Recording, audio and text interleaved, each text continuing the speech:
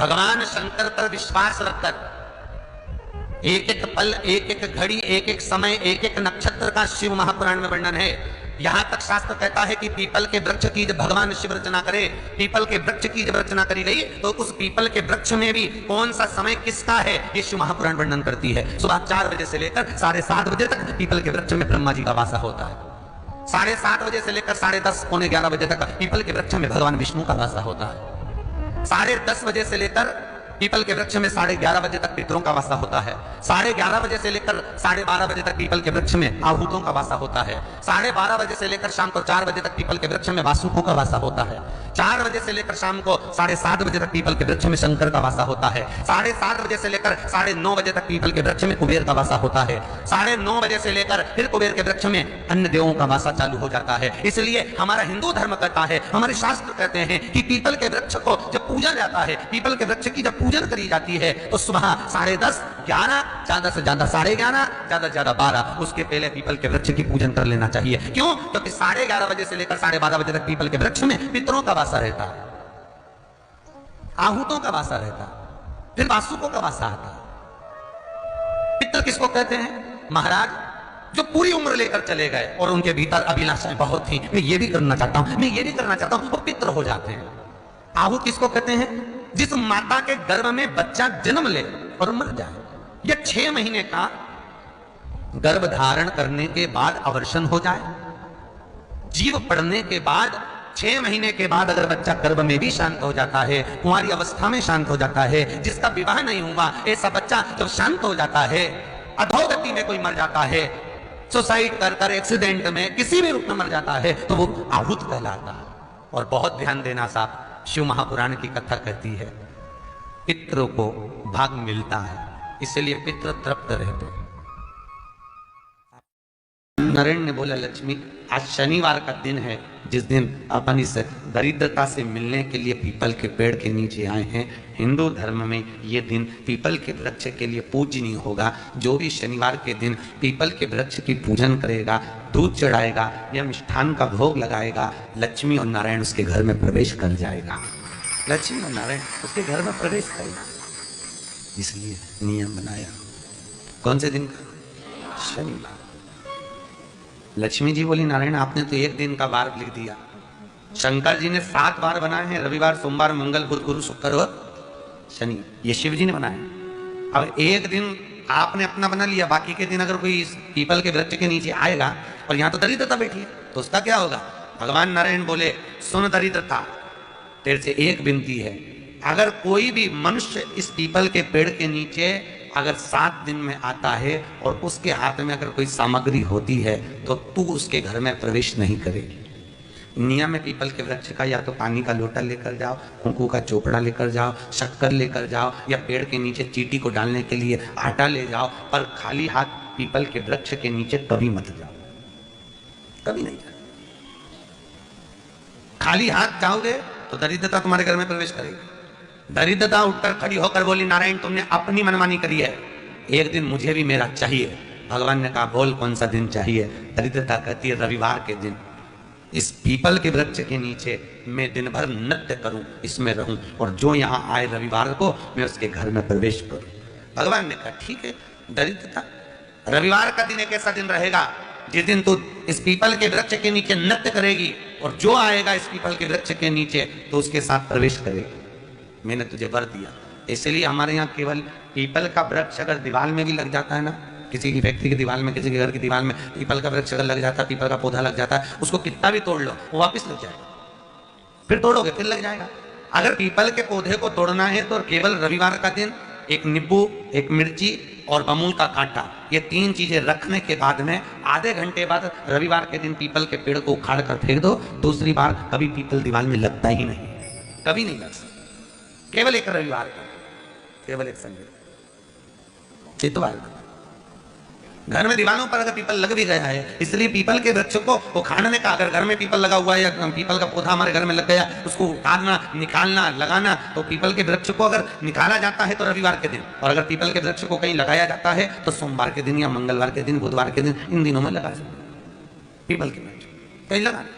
शनिवार का दिन एक ऐसा दिन होता है जिस दिन पीपल के वृक्ष को कहीं जाकर लगाया नहीं जाता, क्योंकि शनिवार के दिन पीपल के वृक्ष के नीचे लक्ष्मी रहती है। हम अपने हाथों से अगर पीपल का वृक्ष किसी दूसरी जगह पर शनिवार को रोपित करते हैं तो हमारे घर की लक्ष्मी अपने घर से छिन्न होकर चली जाती है। इसलिए शनिवार के दिन पीपल लगाया नहीं जाता, किसी के घर जाकर उसको वापस पलटा नहीं जाता। लग गया उसको।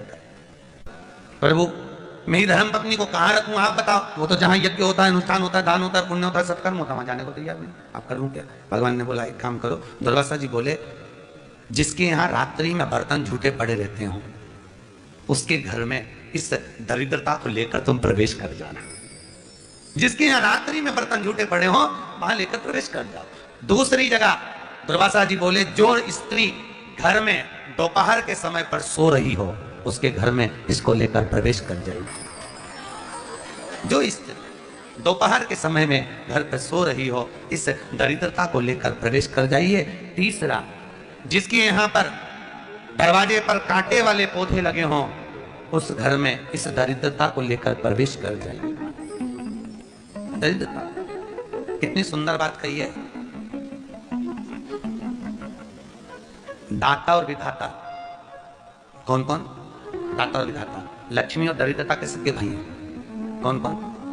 दाता और विधाता। दाता को फिटकरी प्रिय है, विधाता को नमक प्रिय है। ये दोनों हमेशा लक्ष्मी को और दरिद्रता को दोनों को समझाते थे, दोनों में प्रेम बढ़ाते थे। आज भी हिंदू धर्म की रीति है। यहाँ तो ठीक है, जिसके यहाँ पर भी अगर थोड़ी सी भी परेशानी होती है, थोड़ा सा क्लेश होता है, अशांति होती है, लक्ष्मी नहीं दिख रही हो, काम नहीं बन रहे हो, बहुत प्रयास करा जा रहा हो और हमारा कार्य नहीं होता, तो क्या करते हैं? फिटकरी और नमक को पानी में डाल देते हैं और घर में पोछा लगा देते हैं। आप लोगों ने आजकल फेसबुक पे भी पढ़ा होगा, व्हाट्सएप पे पढ़ा होगा। तो क्यों लिखा उसमें? उसका कारण केवल ये है कि दाता और विधाता की प्रियता। माता ख्याति के जो 4 बच्चे हुए इसमें जो 2 लड़के हैं दाता और विधाता, उसकी प्रियता, उसकी पूर्णता। अब दुर्वासा जी बोले अपनी धर्म पत्नी को वहां लेकर, जहां कांटेदार पौधे लगे हों वहां पर लेकर प्रवेश कर जाइए। घर जाने लगे। जैसे ही घर में पहुंचने लगे इतनी देर में तो घर में आवाज आ रही थी, ओम ब्रह्मवे स्वाहा, ओम विष्णवे स्वाहा, ओम इंद्राय स्वाहा, ओम प्रजापते स्वाहा। जैसे ही यज्ञ की आहुतियों की जब आवाज आई तो इतने में तुरंत दरिद्रता देवी तो भागी और भागकर पीपल के पेड़ के नीचे जाकर बैठ गए। तो मुनि ने कहा दरिद्रता चलो, ज्येष्ठा ये अपना घर है, तुम्हारा ससुराल, चलो। ज्येष्ठा देवी कहती है महाराज मैं नहीं जा सकती, पहले या तो यज्ञ बंद करवाओ, पूजन बंद करवाओ, पाठ बंद करवाओ, अनुष्ठान बंद करवाओ, तब मैं तुम्हारे घर में आऊंगी। क्योंकि दरिद्रता उसी के घर में प्रवेश करती है जिसके घर में कभी पूजन पाठ नहीं होता। तो मैं इस घर में जाऊं कैसे? इसके घर में तो पूजन पाठ हो रहा है, मैं नहीं जाऊंगा। भगवान नारायण ने लक्ष्मी जी से विवाह कर लिया। दुसहा मुनि की पत्नी दरिद्रता पीपल के पेड़ के नीचे रहने लगी। इसलिए हमारे यहाँ हिंदू धर्म में पीपल का पेड़ घर में नहीं लगाया जाता, क्योंकि उसके नीचे कौन रहती है? जम के बोलो दरिद्रता। कौन रहती है? जम के बोलो दरिद्रता। ज्येष्ठा रहती है। अब दरिद्रता का निवास हो गया पीपल के पेड़ के नीचे। भगवान नारायण लक्ष्मी जी को लेकर घूमने के लिए चले। चलो थोड़ी देर। लक्ष्मी जी बोली मेरी बहन से नहीं मिले, चलो जरा मिलने। भगवान ने कहा चलो मिल के आते हैं। और जो भगवान मिलने के लिए गए तो लक्ष्मी जी उनके लिए मिठाई का डिब्बा ले गए। अपन किसी के यहाँ जाते हैं तो मिठाई लेकर जाते हैं, मिठाई दे दी। और मिठाई ले जाकर जो दिया, दीदी ओ दीदी, दीदी बोली हाँ ले मैं तेरे लिए क्या लाई हूँ ले। और जो मिठाई का डब्बा दिया इतने में दरिद्रता ने खोल कर देखा तो उसमें मिठाई थी। दरिद्रता को क्रोध आ गया और दरिद्रता ने कहा लक्ष्मी तुझे मालूम नहीं कि मुझे प्रिय क्या, मुझे क्या अच्छा लगता है? लक्ष्मी जी ने कहा मैं जानती हूँ तेरे को खट्टा और तीखा प्रिय है, मैं जानती हूँ तुझे खट्टा अच्छा लगता है, तीखा अच्छा लगता है, तो फिर मिठाई क्यों लाई? तो लक्ष्मी जी बोली मेरे को लगा कि हो सकता है शादी के बाद तू चेंज हो गई हो, बदल गई, इसलिए मैं तेरे लिए मिठाई का डब्बा उठाकर फेंक दिया दरिद्रता। और दरिद्रता ने फेंका। भगवान नारायण देख रहे थे। लक्ष्मी जी ने कहा चले। भगवान विष्णु के चलो चलिए। ये दरिद्रता को खट्टा और तीखा प्रिय है और लक्ष्मी को जम के तो बोलो मीठा। इसलिए हमारे हिंदू धर्म की रीति है आज भी दुकान के बाहर, घर के बाहर नींबू मिर्ची टांगी जाती है। मिठाई रसगुल्ले नहीं, क्या टांगते हैं? नींबू मिर्ची। और मिठाई कहाँ रखी जाती है? घर के अंदर। तीखा और खट्टा बाहर और मिठाई अंदर, उसका केवल, कई लोग कहते हैं नींबू मिर्ची इसलिए टांगते हैं नजर नहीं लगे, नजर नहीं, लक्ष्मी और दरिद्रता ये दोनों बहन का नियम है। प्रतिदिन सुबह से लेकर शाम तक ये प्रतिदिन घूमने के लिए निकलती है, प्रतिदिन ये इनका काम ही है घूमना, दोनों दरिद्रता और लक्ष्मी। जब इनको भूख लगती है तो दोनों घर में प्रवेश करना चाहती हैं, और जैसे ही घर में प्रवेश करना चाहती हैं तो जिसके जैसी दोनों चलती हैं तो इतने में दरिद्रता देख लेती है कि मेरा भोजन तो बाहर ही टंगा है, तो दरिद्रता खाकर बाहर की बाहर चली जाती है और लक्ष्मी मिठाई के चक्कर में अंदर प्रवेश कर जाती है। लक्ष्मी लक्ष्मी अंदर प्रवेश कर, इसलिए आज भी नींबू और मिर्ची हमारे यहाँ शास्त्र रीति हमारा 4 चीजें बेटी की विदाई में नहीं देते। कितनी चीजें? 4। पहली झाड़ू, क्या? झाड़ू। दूसरे नंबर पर चलनी, आटा छानने की चलनी। दूसरे नंबर पर चलनी, तीसरे नंबर पर सुई, और चौथे नंबर पर अचार की बरनी। बेटी की विदाई में नहीं दी जाती। अगर ये 4 चीजें बेटी की विदाई में, माँ बाप ऐसे होते हैं कि कुछ सोचते ही नहीं, मेरी बेटी जा रही है, रख दे अचार रख दे, तो माँ उनकी इतने प्रेम से अचार की बरनी भर भर के रख देती है। उनको समझाओ, जिसके घर में ये 4 चीजें मायके की चली जाती है, सुई, झाड़ू, चलनी और अचार, उसका घर फूटने में देरी नहीं लगती। याद रखिए, उसके घर में फूट डले, पति पत्नी में फूट डलेगी, सास बहू में फूट डलेगी, भाई भाई में फूट डलेगी। तो लोग कहते हैं अच्छा खासा परिवार था, जब से बहू आई तब से घर में ऐसा उपद्रव मच रहा। उपद्रव क्यों मच रहा है? उसका कारण है क्योंकि तुम उसके घर का अचार खा गए, वो बनवा के लिए तुमने खा लिया। और अभी भी कह रहे हमारी बहू की माँ बहुत अच्छा अचार बनाती है, तुम मंगवा लो जा और मंगवा लो खा। महाराज पहले बेटी की विदाई में भेजते थे बड़ी पापड़, और पहली विदाई में बेटी के भेजते थे बेटी के साथ में मैदे की पूड़ी, एक डलिया में कपड़े में बांधकर। उसमें ना तो नमक डलता था ना उसमें शक्कर डलती थी। क्यों? क्योंकि वो बेटी के विदाई में मैदे की पूड़ी इसलिए दी जाती थी कि हमने ये पूड़ी एकदम फीकी भेजी है, अब चाहे तुम इसमें नमक डालो चाहे इसमें शक्कर डालो, हमने तो हमारी बेटी को तुम्हें दे दिया, एकदम सीधी मैदे की पूड़ी की तरह भेजी है। अब तुम इसमें चाहे कपट भरो चाहे प्रेम भरो, तुम्हारी मर्जी है, हमने तो दे दी। कन्यादान करे और हम फिर ही हमने तो देना तो दे दे। इसलिए बेटी के साथ में मैदे की पूड़ी भेजी जाती है। मैदे की क्या बोलते हैं उसको? खाजा बोलते हैं। ले खट्टा तीखा नहीं देते। अब तो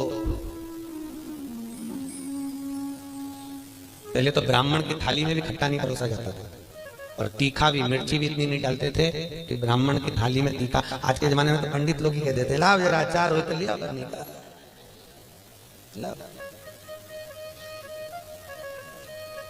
पितरों के जो देवता हैं, किनके देवता? पितरों के। पितरों के देवताओं का नाम है आर्यमा। क्या नाम है? आर्यमा। काय पर बैठते हैं? कौवे पर। काय पर बैठते हैं? कौवे पर। और पितरों के देवता जब आर्यमा श्राद्ध पक्ष में जब घूमने के लिए निकलते हैं तो उनके भोजन में केवल एक मीठा ही दिया जाता है। आज के जमाने में सब्जी बनने लगी साफ श्राद्धों में, नहीं तो केवल खीर और पूरी बनती थी, गुलाब जामुन रसगुल्ला बनता था, ये बनाकर खूब खिलाते थे, मंगोड़ा बनता था। और अब सब्जियां बनने लगी, अब तो लोग श्राद्ध में भी अचार परोस देते हैं। पर कितनी वर्ज्यता है महाराज, कितनी वर्ज्यता। श्राद्ध पक्ष में अगर राई से तुमने सब्जी को छोक दिया, कैसे छोका है? राई से सब्जी को अगर छोक दिया और वो सब्जी और पूरी तुमने छत पर ले जाकर पटक दी, तुम कितना भी कौवा को बुलाना, कौवे का बाप नहीं उसको भोग लगा ही नहीं सकता। कितनी भी तुम सब्जी अगर राई से छुट्टी है, और अगर राई बिना सब्जी है तो तुम पटक कर जाओगे, कौवा आएगा लेकर चलेगा, बुलाने की भी जरूरत नहीं कि तू आ उठा, तुमने पटका उठा कर जाओ। अरे तुमने डाला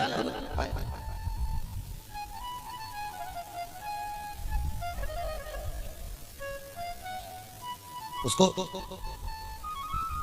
हमारे यहाँ शास्त्र दरिद्रता को खट्टा और तीखा प्रिय है। इतने में भगवान जाने लगे। लक्ष्मी जी ने कहा हमारी बहन से मिलने के लिए आए, कोई वर दीजिए। भगवान नारायण ने कहा लक्ष्मी आज शनिवार का दिन है, जिस दिन लक्ष्मी और नारायण दोनों इस पीपल के पेड़ के नीचे आए हैं। सुन दरिद्रता देवी, इस पीपल के वृक्ष के नीचे जो शनिवार को दिया लगाएगा वो लक्ष्मी और नारायण को अपने घर ले जाएगा। इसलिए शनिवार के दिन पीपल के वृक्ष के नीचे दिया का प्रमाण है महाराज। और सुन दरिद्रता देवी, तेरे पेड़ के नीचे जो खाली हाथ आएगा तू उसके घर में प्रवेश करेगी, और जो भरे हाथ से मतलब पानी का लोटा ले जाओ, कंकुल ले जाओ, चावल ले जाओ, रोली ले जाओ, कुछ भी, जरा सी शक्कर ले जाओ, गुड़ ले जाओ, आटा ले जाओ, पर पीपल के पेड़ के नीचे कभी खाली हाथ मत जाओ। अगर तू खाली हाथ कोई आया तो तू उसके घर में प्रवेश कर। दरिद्रता देवी बोली, ये तो तूने अपने अपने मन की बात कर ली लक्ष्मी, मेरा क्या पीपल के वृक्ष के नीचे।